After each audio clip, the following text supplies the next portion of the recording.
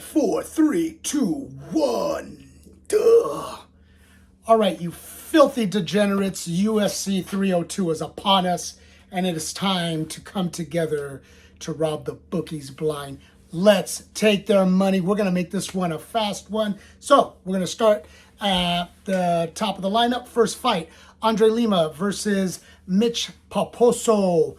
Andre Lima missed weight by 4 pounds, but he didn't look like he struggled to miss weight by 4 pounds. So I got my money on Lima. 4 pounds in his weight division is a lot. Mitch came in right on weight at 125. He looked okay, kind of ready. Lima looked heavy, and he was. And I think in this instance, it's going to help him out. I don't think he did everything that he could to cut the weight and to make it. I think he saw he wasn't going to make it. Said, screw it. I'm going to pick up the win. I'm going to get my 20, 30%, whatever it is, draw, but I'm going to have a win on my record, and I'm going to move on. Next fight, Jocelyn Edwards versus Ali Perez. I like Perez. Jocelyn needed the box of shame to make weight, and she needed every bit of that. She struggled to make the weight. She did make the weight, and I think tomorrow she's probably going to pay for it. Mickey Gall versus Basil Hafez. I like Hafez. He's scary. He was intense. If you look at the weigh-in, he looked super ready, super intense. Mickey Gall did look good, though. He's filled out his frame pretty nicely over the past few years, and he's just not the caliber of fighter that Hafez is. And I think Mickey's going to go this way. Hafez is going that way, so we go with the guy on the up. Next fight, Phil Rowe and Jake Matthews. I do like Phil Rowe for this fight. Jake Matthews shows signs of being better at times than others, but I don't think there's one of those times. I don't think I'm going to actually bet the fight. But with that being said, you guys want to pick? There's a pick. I'm not putting money on it. You decide what you're going to do with your money. Next fight, Grant Dawson versus Joe Solecki. Grant Dawson looked good. I'm concerned about Dawson because obviously when we saw him against Bobby Green, that did not go well. But I think he's just as alarmed by that as we were, and he's going to do everything he can do to fix it and get back to where he was at on that hype train before that train was derailed. So I like Dawson for that one. Both of them look good on the scales. Dawson looked a little bit bigger. I'm expecting him to be able to out-wrestle, out-power, out-fight Joe Solecki. Next fight, Jailton Almeida versus Alexander Romanov. Alexander Romanov has realized he's not going to get a championship belt. He's not going to be in the running, and he's just going to fight his fights, and he's going to be, his career is going to end when it ends, and that's going to be it. And it shows in the weigh-in. He's never been like super swole, super buff, totally ripped guy. He doesn't need Band-Aids because he's so ripped. But what he needs is a dietitian because he's like, screw it, I'm just coming in. 265 on the dot, looking every bit of 265 and a very soft 265 at that. With that being said, Almeida didn't look his normal super ripped self. He looked a little bit bloated, but I'm not going to read too far into it. He has the skills and the ability to do what he needs to do with Romanov. So I got him winning that one. I'm not sure what the lines are, though. The juice might not be worth the squeeze. So we'll have to take a look. I'll do a follow-up, even shorter video later today or maybe tomorrow with just a couple of quick parlays that I'll be slamming on. Next fight is can't read my paper. Oh yeah, Roman Kopylov against Cesar Almeida. I like Kopylov. I think he can be a real force in his division. But I have noticed that he doesn't like pressure. He's a very outside, good kicking striker. He doesn't like to be crammed. He doesn't like to be pressured. He doesn't like to be pushed. And he doesn't like wild strikers. He does better against more technical strikers, more measured strikers. And Cesar Almeida is none of those things. He's in your face. He's throwing wild looping punches, sometimes wild or really hard straight punches. In either case, the dude has power. He's beaten some high-level kickboxers before, like the one and only Poatan. And so with that fight, I have some pause. He only has, Caesar only has 5 fights, MMA fights, so it's not a lot. And he's a little bit older. At the same time, he showed improved ground game a lot from fight 1 to fight 5. So being that he's so new in the game, it's hard to gauge how much better he'll get. And with that fight, I think I'm just going to leave it alone, enjoy the show. Hope Kovalev does his thing because I like him, and I hope he moves up the division so he can be a real contender. But I think I'm going to leave that one alone. I don't have enough confidence in Almeida to make a dog bet on. But at the same time, I really don't like the way Kovalev responds to the pressure when he's backed up, when he's against the cage.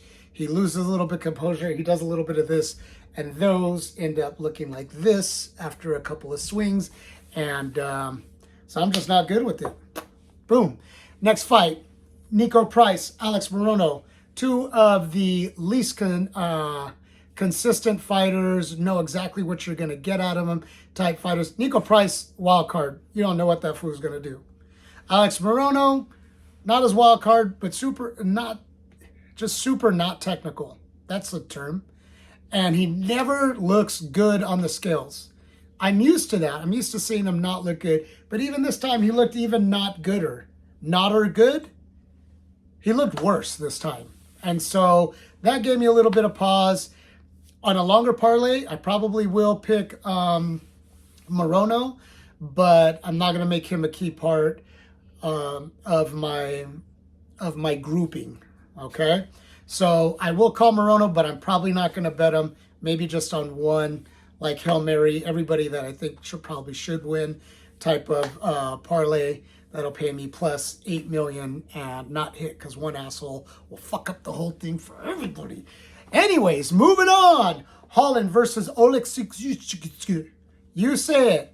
Only because you heard somebody else say it means that you can pronounce it. But you don't know how to say that dude's name just by reading it, so don't judge me. None of it matters at the end of the day because Kevin Holland, I'm hoping that we get the good Holland. And I was a little bit concerned, like, oh, how's he going to handle 185? And then I went back and looked at the record and realized he does.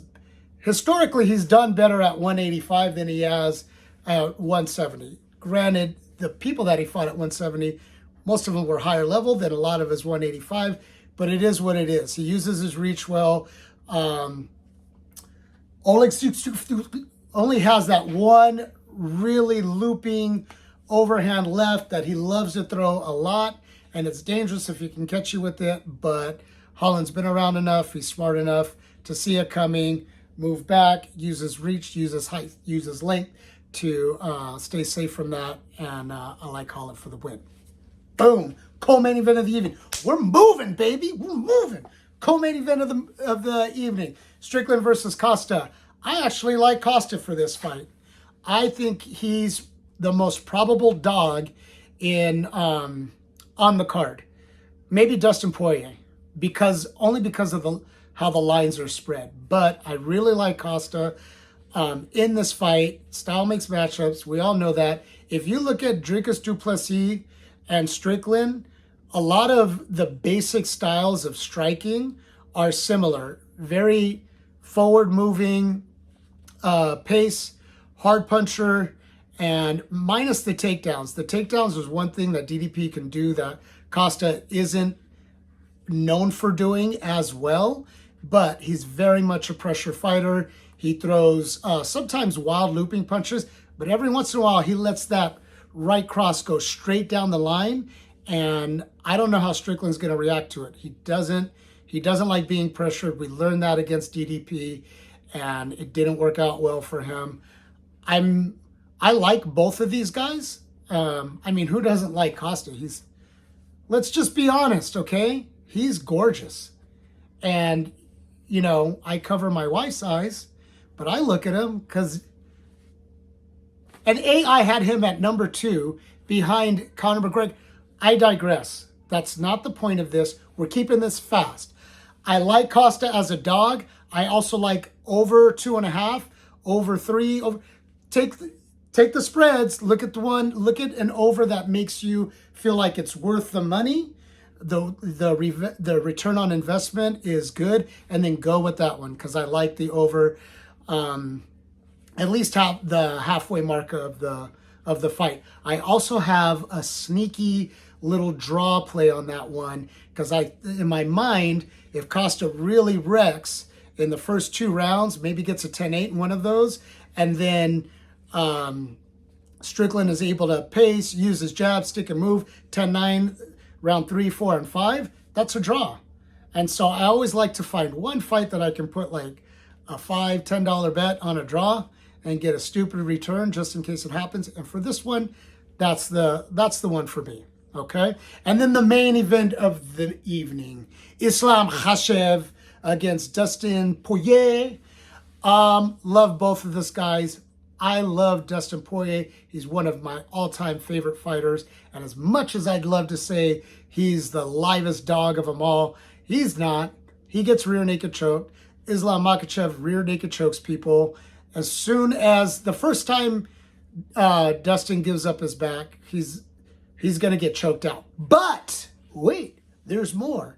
Just know that MMA is full of irony and crazy upsets and all of those things, which is why we watch it, why we love it, which is why Angela Hill gets her first submission from top mount position, guillotine, yada, yada, yada. What I'm getting at is that wouldn't it be the ultimate irony if Dustin Poirier finally pulled off his stupid ass guillotine that he can't stop trying to pull on people against Islam Makhachev, the pound for pound best fighter in the world besides John Jones, who's John Jones. Anyways, it's just irony. Regardless of all of that, I might sprinkle a little fun little upset prop bet on Dustin Poirier. Otherwise, I'm not touching that fight. Islam's probably going to win, but he's minus 550 to minus 600 on the vast majority of the sites, and the juice just ain't worth the squeeze. What's he going to give you on a 4-leg parlay? He's going to get you 10 more bucks. What's the point of it? Don't even bother. Just sit back and enjoy the show. If you want a prop bet, Islam by sub, rounds 1, 2, and 3. Stack them. A little bit here, quarter unit, half a unit, full unit on the next. However you want to do it.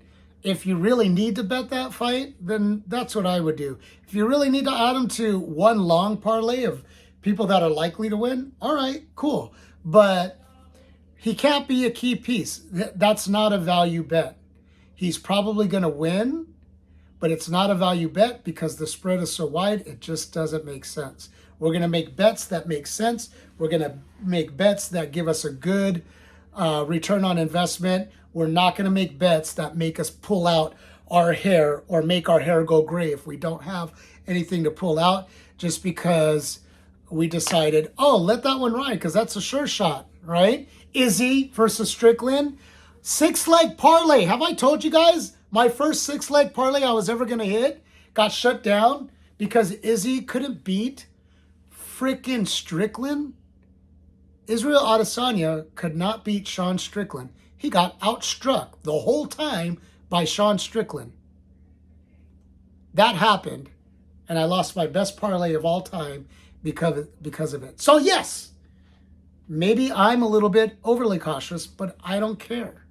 I'm here to make money. I'm here to make you money. I'm here to get the money. So go check it out. I'll give you guys some specific parlays that I'm going to play later. I'll put it in a short. So like, subscribe, notifications, yada, yada, yada. Under 15 minutes, first time in your face. Let's go.